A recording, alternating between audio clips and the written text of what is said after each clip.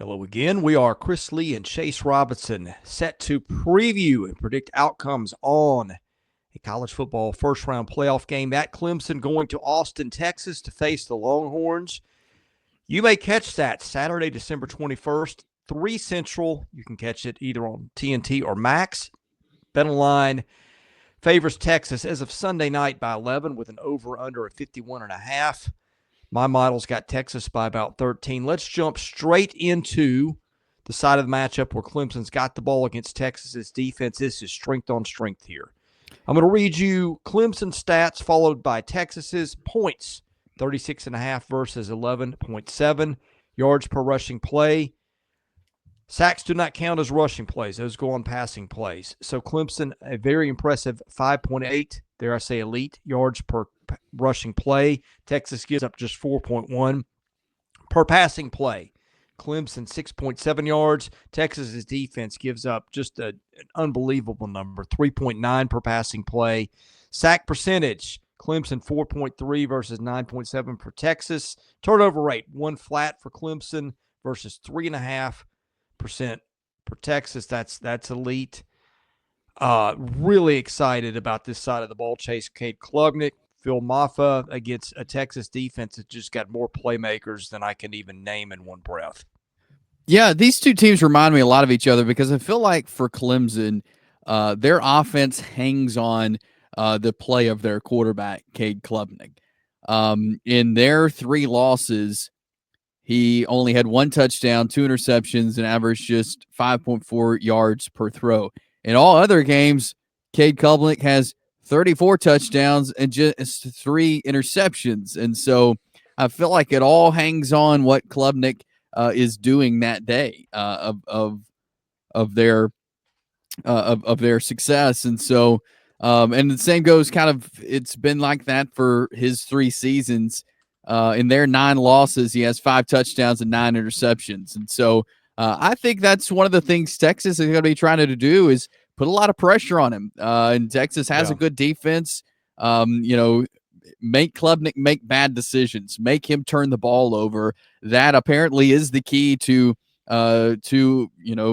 getting the football back, and Texas been able to capitalize on that. And I feel like, and we saw some missed opportunities for Texas of picking off Carson Beck. Just some penalties got in the way of Texas doing that against Georgia in the SEC championship. But I feel like Texas is good at getting quarterbacks off balance, and they're going to need to do that against Clemson. But utilizing Mafah is going to be huge for the Tigers as well. He's got 8 touchdowns, over 1,000 yards, 1,106 to be exact there for the Clemson Tigers. And so they got some good receivers as well, but pressure Klubnik, I think, is a key for the Longhorns in this game. And that pressure can come from Anthony Hill, their linebacker who leads the team in tackles. It could come from a bunch of guys. Alfred Collins. It could come more likely from Colin Simmons, Barryn Sorrell, and another just terrific defender they've got. And when you get rid of it, I mean, boy, they had 19 picks, I think. Jahdae Barron, potential All-American. Andrew Mukuba, Clemson transfer. He had 4 picks. Barron had 5. They just got so many dudes here who can play. And that's the problem, is they get to the passer, and then they got guys on the back end who can make the play. But Clemson's got one of the most elite turnover rates in the country, 1% flat. So I don't know how to interpret that side of the matchup. If it's like Texas is so elite at doing those things that it's going to give Clemson problems, or Clemson doesn't do those things, and maybe that neutralizes part of what Texas does. I think that's going to be a key part of the script, however it plays out. Yeah, I think so as well. And, obviously Clemson saw Georgia in the opener this year and could not do much of anything offensively, and in fact only scored like 3 points. And so I feel like that is the only other team on Clemson's schedule that's comparable to what they're going to see with Texas. And so they just haven't seen a lot of the pressure that they're going to be seeing that Texas will provide in this game. Well, and one thing, too, of interest, I think one of the most similar defenses that probably Clemson played to Texas's might be South Carolina. The common denominator is they got really good defensive backs, and they can get pressure. And Clemson had over 400 yards in that one. So It's true. don't cross off Clemson maybe scoring a little bit more than we think here as a possibility. Just gonna say that. Have no idea what to expect because I think the numbers are very interesting. If you know what to expect, go put some money down at BetOnline, which continues to be the world's most trusted betting platform and your number one source for online betting. From the earliest odds to in-game live betting, BetOnline provides you with all the action and the ability to watch the games as they happen with the largest selection of odds on everything from football, the NBA, college basketball, NHL to UFC. Head to BetOnline today. Don't forget to use promo code BELIEVE. That's BLEAV for your welcome bonus on your first deposit. BetOnline, the game starts here. Let's start by breaking down the matchup when Texas has got the ball against Clemson's defense. Points, 22.3 to 36.5. Rushing plays, 5.4 to 5.1. Passing plays, 5.4 to 7.3. Sack percentage, 6.9 to 4.3. Turnover percentage, 2.9 to 2.4. I watch Texas's offense, and it just doesn't make sense to me sometimes because, boy, the talent is there. Tre Wisner at running back, but Georgia slowed them down. They had 1.1 yards a carry in the title game.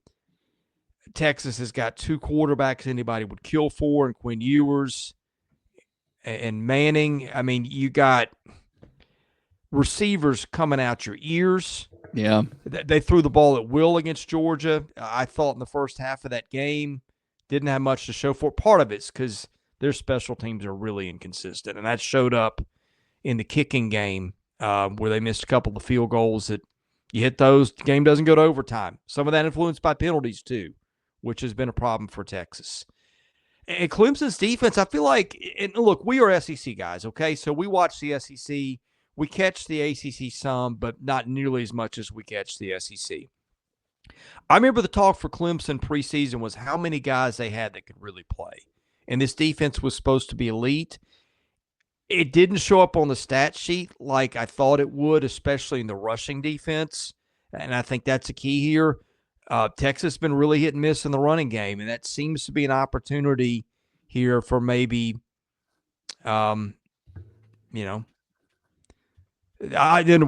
be interested to see how that resolves, I guess is what I'm trying to say, because I've seen really mixed signals from Texas.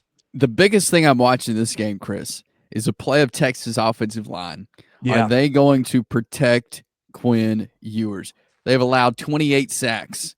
That is 87th in FBS as I look at it right now.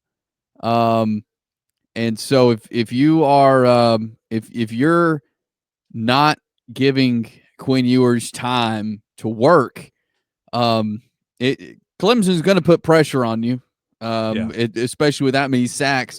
And we saw them watch the South Carolina game. We saw them put a lot of pressure on Lenore Sellers. Now, I thought he did a good job of getting out of it a lot and making plays off of it.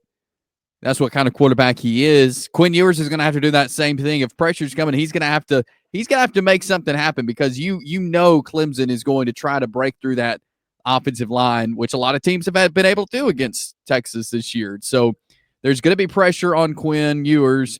He's got to be able to make plays. They got to get the run going, and Clemson's given up a lot of yards on the ground this year. I think that is crucial for Texas to be able to run the football in this game and get it going on the ground, and then open it up for Ewers to pass. But the offensive line, to me, is the key in this game.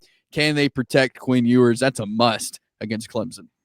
Well, they've got a first-round left tackle in Banks. That helps. That the sack number isn't as concerning when you look at it per pass play, because Texas, A, runs a lot of snaps, B, had an extra game. So did Clemson, by the way. So it only comes out to just a hair under 5%. So it's not as bad when you look at it that way. But still, turnovers have been an issue for these guys. I think penalties and turnovers, like we wonder sometimes why they get sidetracked on offense, why it doesn't look as good on the scoreboard as it does with the eyes. I think it's just attention to those things, Chase. Yeah, it's hitting your field goals. It's not getting penalties to set your drive back. It's not turning the ball over. And I think that's the stuff Texas is going to have to manage if it's going to be the elite football team that I think it can be. Right. You're exactly right. Because I feel like the makeup of this team for Texas is the team that could play for it all. Like that's what you look at the Yeah. roster, but they've got to clean some things up and do some things well. And really get on the same page, because I feel like they're not always. And so I think Yeah. this team has a lot of potential, Chris, and it starts with this game and having a good game against Clemson. And another thing with these teams, both of them at SP Plus get rated well below average on special teams. I think I think Texas might have had the worst special teams in the SEC this year statistically. And here's another thing to keep in mind: discipline. Texas's penalty numbers weren't too bad. They it seemed like they had some spots where they had maybe some false starts or some stuff like that. Clemson only got penalized 46 yards a game. That's a really nice number. Yeah. In a spot where I think that the heat is on Texas here, right? Yeah. Because it's a team that I think the fans thought coming to the season should play for the national title game. Now, I think the same expectation was there at Clemson. But Clemson needed to win a title game to get into the playoff.